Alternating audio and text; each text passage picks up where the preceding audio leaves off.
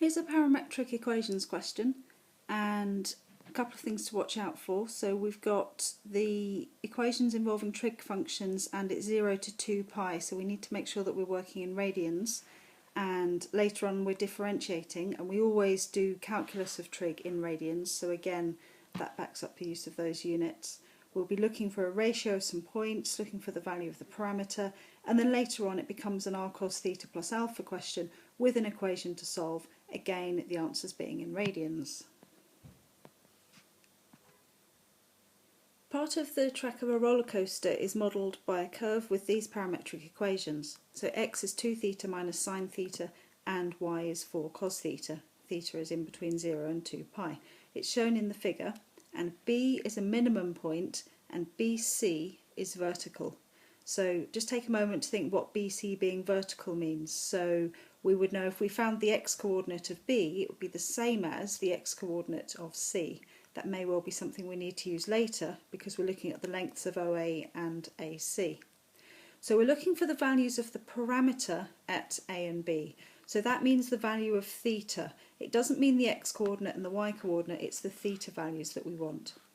So to begin with, we could look at the point A, and what we can tell here is we don't know what the x coordinate is, but we know the y coordinate is 0. So we can use that fact with our equation for y.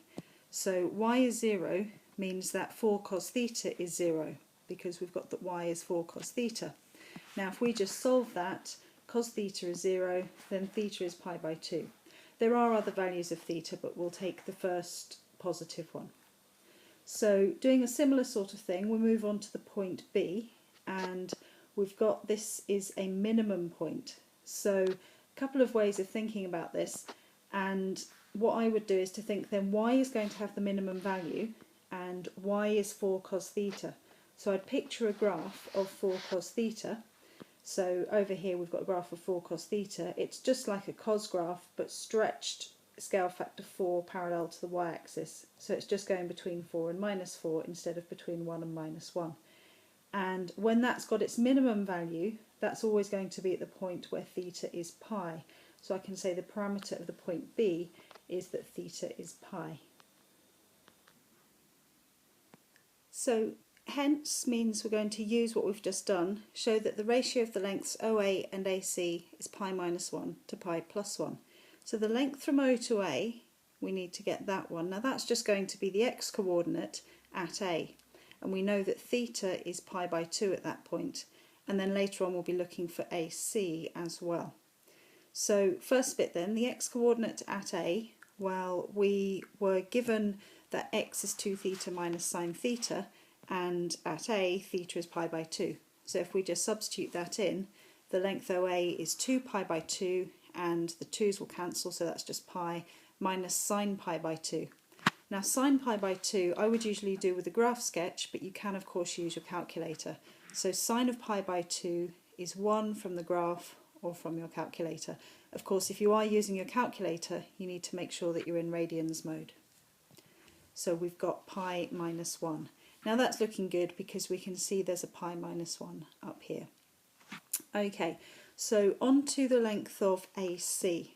So from A to C, well that's going to be the x coordinate at C minus the x coordinate at A.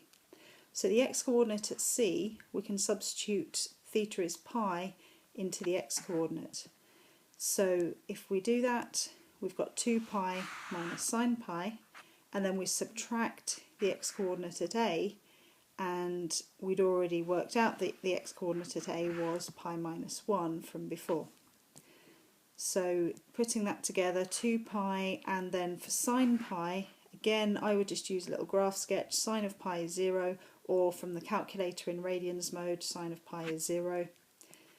And then minus pi minus 1, just be a little bit careful multiplying out the brackets, minus minus makes a plus there, so we've got minus pi plus 1, and if we collect like terms on that we get pi plus 1.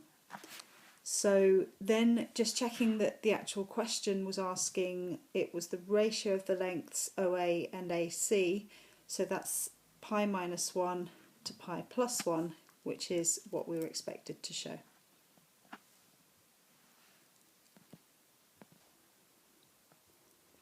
Find dy dx in terms of theta and find the gradient of the track at A. Okay, so first of all, for dy dx in terms of theta, we need to differentiate x in terms of theta and y in terms of theta. So dy d theta, if we differentiate cos theta, we get minus sine theta, and that's multiplied by 4. So we've got minus 4 sine theta. And then for dx d theta, we've got 2 theta. If we differentiate that part, we get 2 minus sine theta. And if we differentiate that, we're going to get minus cos theta. So we've got 2 minus cos theta. Then we use the rule that dy dx is dy d theta over dx d theta, and just substitute in the values that we found. So we get minus 4 sine theta over 2 minus cos theta. So then we need to find the gradient of the track at A, and if you recall, we found that at A, theta is pi by 2. So the gradient of the track at A, it's just a question of substituting in pi by 2 in place of theta.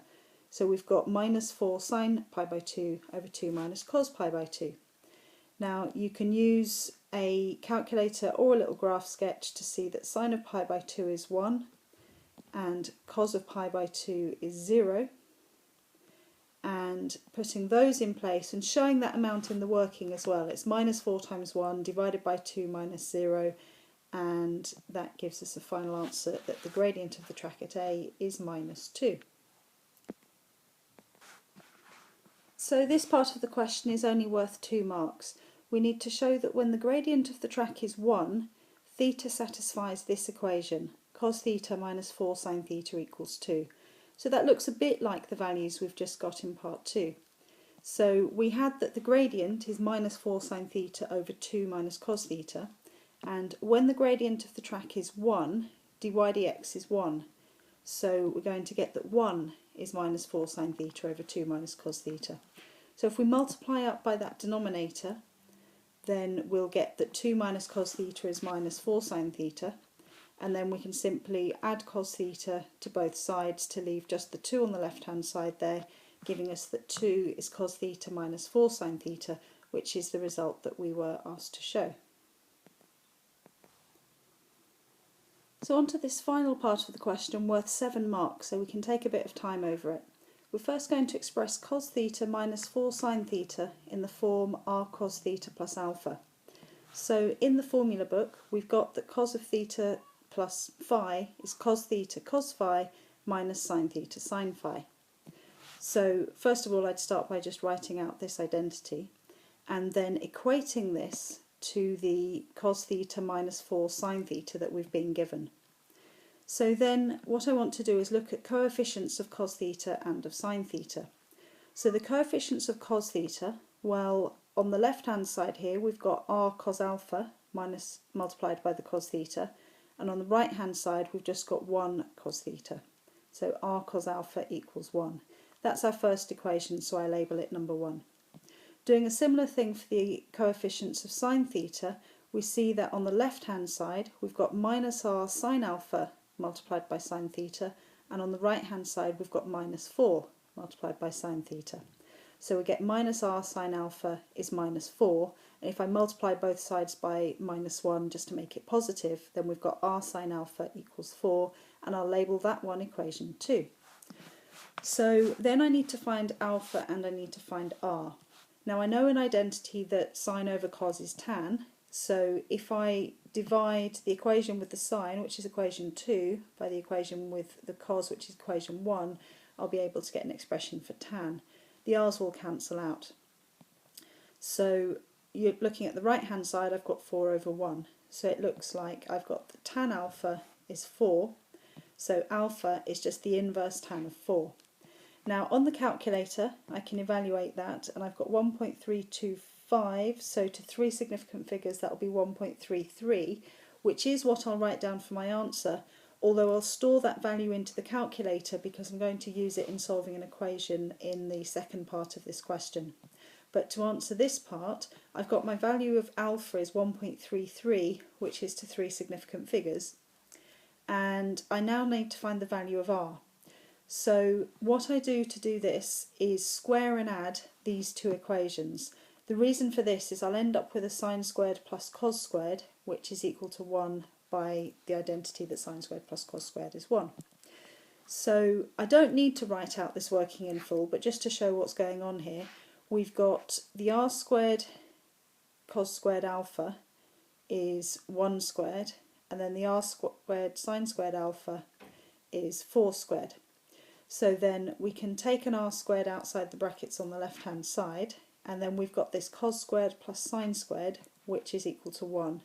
So we've just got that r squared is 1 squared add 4 squared, so r is the square root of 1 squared add 4 squared, so r is root 17. So putting both parts of that together, we get the final answer for the first part of the question, that cos theta minus 4 sine theta is root 17 cos theta plus 1.33 radians.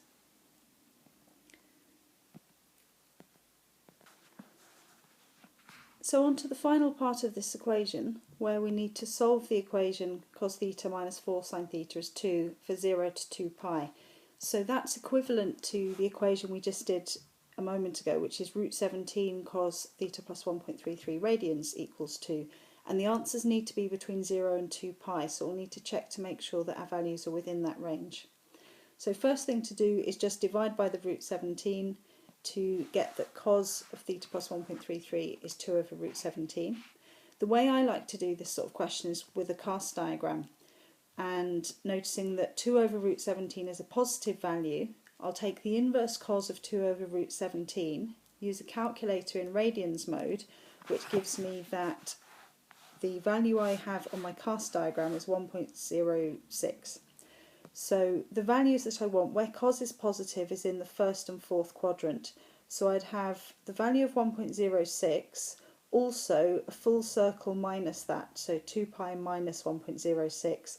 Also, if I need it, if I were to start onto another lap of the diagram, that would be 2 pi plus 1.06. Now, I might need that extra lap because in my equation I've got cos of theta plus 1.33. So those would be values for theta plus 1.33. So to get what theta is, I'll need to subtract the 1.33 from those values. So when I subtract them, there's a chance my answer might go negative, so I'll need to add something on. And we see that that is actually what happens. So I have stored into my calculator this value, so this 1.06 value, I'm calling that B, and from before I'd stored into letter A the value of 1.33. So theta plus 1.33 could be 1.06, which is this first value on the cast diagram, or it could be 2 pi minus 1.06, or it could be 2 pi plus 1.06, which is we've gone round a lap and on an extra little bit more. So theta is these values minus 1.33. Now the first one, when I do this on the calculator, I notice that I get a negative answer, so that's not in between 0 and 2 pi, so that's not going to help me for one of my final answers.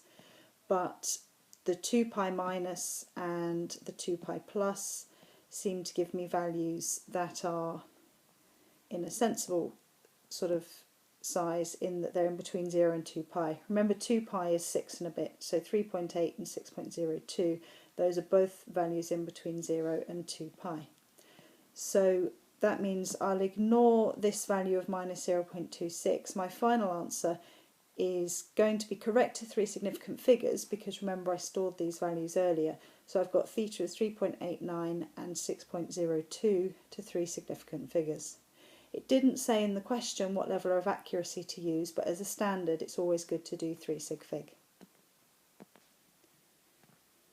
In the mark scheme there's not much to point out here, just to make a note to be careful in the first part was a show that, to make sure that you show enough working to pick up all 5 marks in this section.